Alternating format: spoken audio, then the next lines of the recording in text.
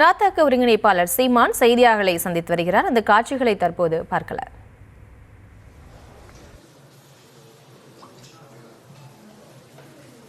ஐயா கேளுங்கய்யா, உங்களுக்கு என்ன செய்தி?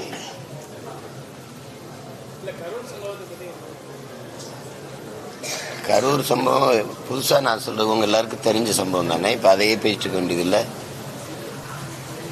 அதை எல்லாரும் பேசிட்டாங்க. நீ போய் அதில் என்ன நான் கருத்து சொல்ல வேண்டியது சொல்லிட்டேன்.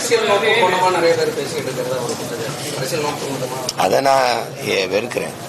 அந்த மாதிரி பேசுறத நான் வெறுக்கிறேன். நான் இதை விட பெரிய சாவை சந்திச்ச இனத்தின் மகன், உங்களுக்கு தெரியும்னு நினைக்கிறேன். அதனால ஒவ்வொரு கட்சியும் ஒவ்வொரு தேவைக்காக பேசுது.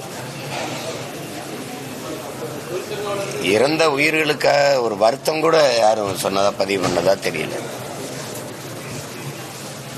ஆதரவு எதிர்ப்பு அப்படின்னு தான் இருக்குதே ஒழிய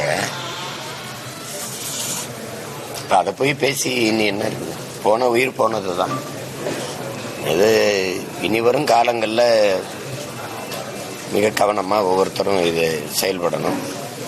அவ்வளவு பொறுப்புணர்வோடு இயங்குவாங்களாங்கிறதே சந்தேகம்தான். வேற ஏதாவது கேளுங்க, அதை விட்டுருங்க, வேற கேளுங்க.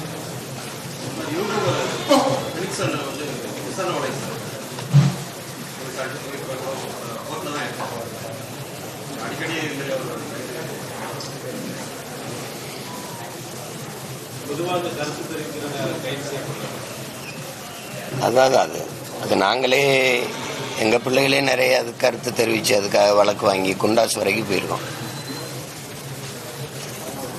எம்எல்ஏ அதுக்கு போடப்பட்ட வழக்குகள்லாம் மேடையில் நான் சொன்ன கருத்துக்குத்தானே. 200க்கும் மேற்பட்ட வழக்கு என் மேல இருக்கிறதே மேடையில் நான் எடுத்து வச்ச கருத்துக்கு போடப்பட்டது தான்.